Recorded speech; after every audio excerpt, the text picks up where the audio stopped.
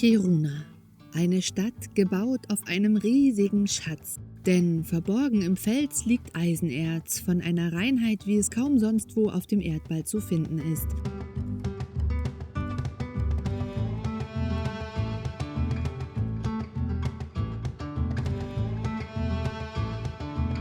Doch während an der Oberfläche in über 120 Jahren die Gemeinde historisch gewachsen ist, fraß sich auch die Grube unter Tage immer tiefer in den Berg unter die Stadt.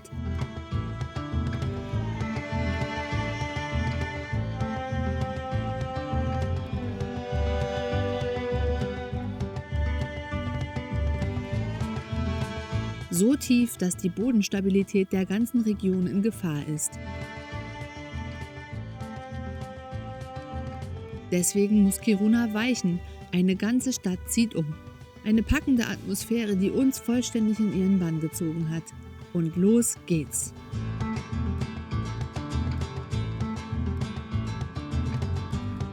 Kirunas Eisenerz war der Grundstein für die Stadtgründung durch das Bergbauunternehmen LKAB im Jahr 1900.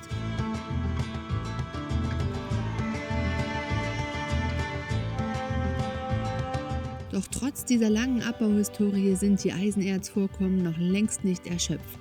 Heute ist die Mine in Kiruna die größte Eisenerzabbaustätte der ganzen Welt. Das Unternehmen LKAB deckt 90% des europäischen Eisenerzmarktes ab.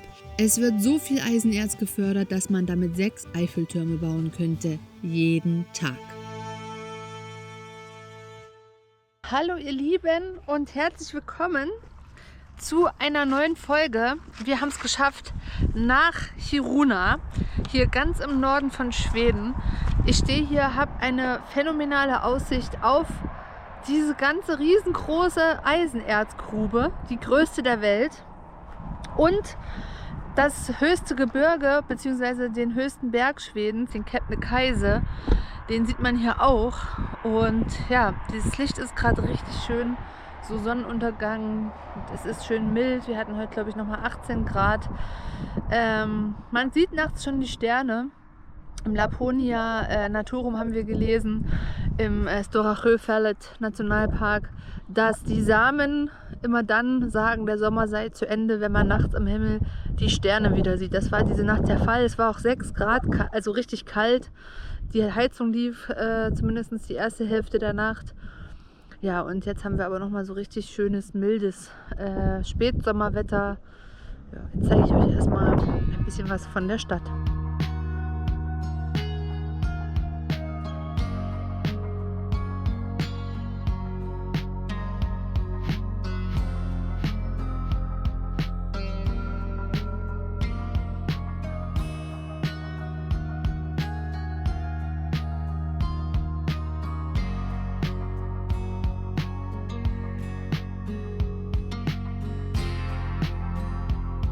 Bergbau der Superlative ging nicht spurlos an Kiruna vorbei. Bodenkontrollen zeigen, dass die Stabilität der Region so stark gefährdet ist, dass Kiruna umziehen muss. Teile der Altstadt gleichen schon heute einer Geisterstadt. Viele Gebäude wurden bereits verlagert oder abgerissen, darunter zum Beispiel Kirunas Rathaus. Die Autobahn musste aus Sicherheitsgründen schon gesperrt werden, bevor die neue Strecke fertiggestellt ist. Sämtliche Kosten trägt LKAB.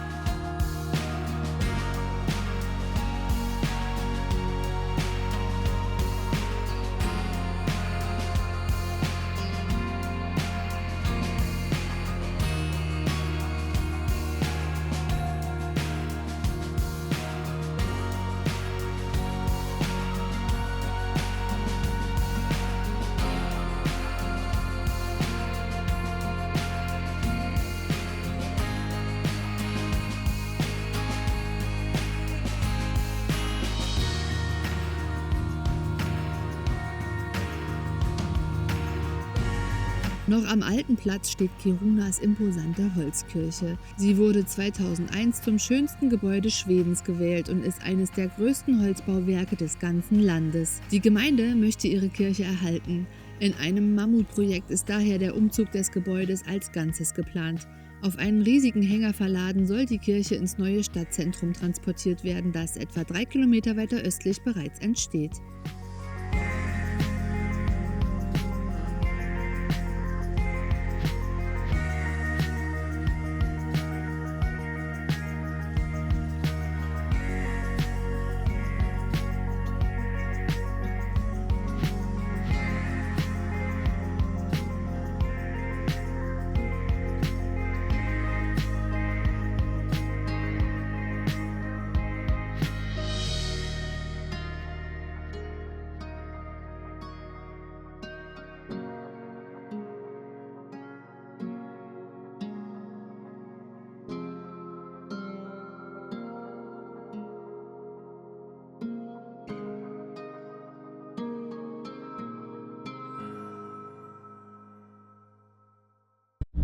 So, das war die heutige Sightseeing-Tour hier in Kiruna. Wir sind jetzt inzwischen ziemlich müde, es ist auch schon spät geworden.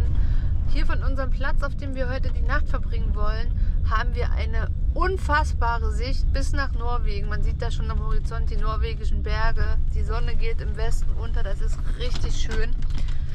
Wir haben öfter mal den Kommentar gehört, dass Kiruna so eine hässliche Stadt wäre. Und man muss ehrlicherweise zugeben, dass es jetzt nicht schön ist hier. Aber was das hier so besonders macht, ist diese unfassbar große Grube, die hier ja allgegenwärtig ist. Dieser Bergbau ist einfach hier überall präsent. Die Leute kommen dir in den härtesten Arbeitsklamotten entgegen. Überall fahren ewig lange Güterzüge rum, hinten mit so Containern drauf, wo man eben Erz oder Gesteine, was weiß ich, was die da alles reinschmeißen, beladen kann. Es wird überall gebohrt, es staubt, es fahren Bagger rum und sowas. Und dann noch dazu diese Tatsache, dass eine gesamte Stadt umgezogen wird, weil das Erdreich hier so umgearbeitet ist, dass einfach die ganze Statik nicht mehr gegeben ist. Das macht es hier teilweise richtig spooky. Der Chrissy, der will morgen eine Tour mitmachen. Der möchte sich das Ganze auch mal unter Tage angucken. Denn im Gegensatz zu anderen Schaubergwerken ist hier in Kiruna ja noch alles aktiv. Also hier wird ja noch aktiv Eisenerz abgebaut. Und man kann wohl bei diesen Visitortouren im aktiven Bergwerk da so ein bisschen rumgehen. Und er würde das sich sehr, sehr gerne angucken. Wir trennen uns wieder mal auf, weil Hedi ja auch beaufsichtigt werden soll. Deswegen geht er alleine. Aber da bin ich echt sehr gespannt, was es dort noch an Hintergrundinformationen dann auch gibt. Und ja, für uns geht heute ein ereignisreicher Tag zu Ende. Wir werden es uns jetzt hier noch ein bisschen gemütlich machen. Es wird schon wieder kalt. Die Nächte sind, ich habe es ja vorhin schon erzählt, richtig frisch. Ich glaube, heute sollen es auch wieder 6 Grad werden nur. Genau, also wir machen uns jetzt einen schönen Abend und sehen uns dann morgen früh wieder. Gute Nacht.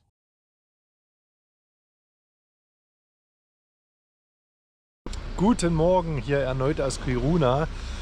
Wir haben heute einen sehr regnerischen Tag, macht aber nichts, weil heute werde ich die Mine besuchen. Man wird hier mit dem Bus in das Minengelände gefahren, also so ein Schaubergwerk. Und ein Guide erzählt was auf Englisch und mal gucken, ob das interessant ist. Ich freue mich auf jeden Fall schon. Ich bin sehr gespannt. Und im Gegensatz zu den anderen Höhlen und Minen, die wir besucht haben, ist das hier eine aktive.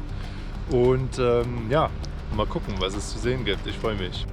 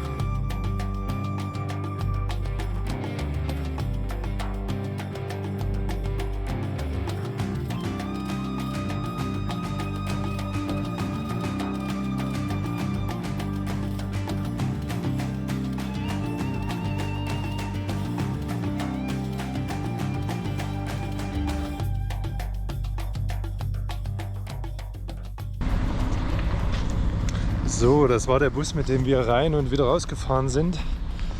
Und es war äußerst interessant auf jeden Fall, was der Tourguide da erzählt hat. Also, und die Dimensionen sind schon richtig krass. Das Gefühl, wenn man da mit dem Bus da runterfährt, die tiefste Stelle ist über 1000 Meter tief, wie die da arbeiten. Also wirklich sehr beeindruckend gewesen und sehr informativ. So, jetzt gucke ich mal, was die Mädels so machen.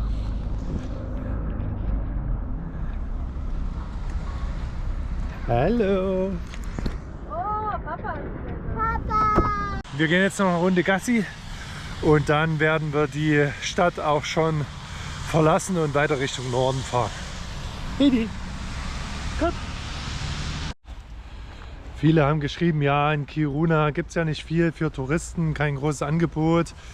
Für uns war es so, dass uns diese Atmosphäre dieser Stadt hier in den Bann gezogen hat. Und zwar da, wo wir übernachtet haben, da kann man ja die Stadt von oben sehen und auch das Bergwerkgebiet von oben sehen. Und das alles mit diesem Bergwerk hier entstanden ist und dass es immer wie so ein großer Bruder ist, der im Hintergrund ist, wie Big Brother, und dass eigentlich jeder Arbeitsplatz direkt oder indirekt mit dem Eisenabbau zu tun hat. Das ist schon sehr beeindruckend für uns, und dass die Hälfte der Stadt sozusagen umgesiedelt wird, ist schon irgendwie ein bisschen bizarr, muss man sagen, wenn man damit bisher keine Berührung hatte mit Bergbau und Umsiedlung und sowas. Ja, also wir haben das wirklich nicht bereut, uns die Stadt hier anzuschauen.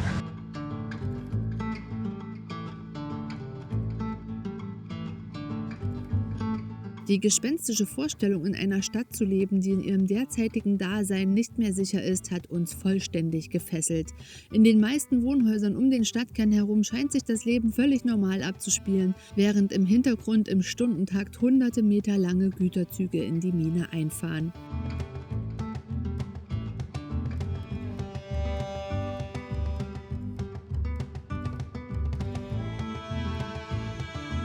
Neu und alt, Hoffnung und Resignation, Veränderung und Stillstand liegen so nah beieinander in Kiruna, doch die Grube bestimmt.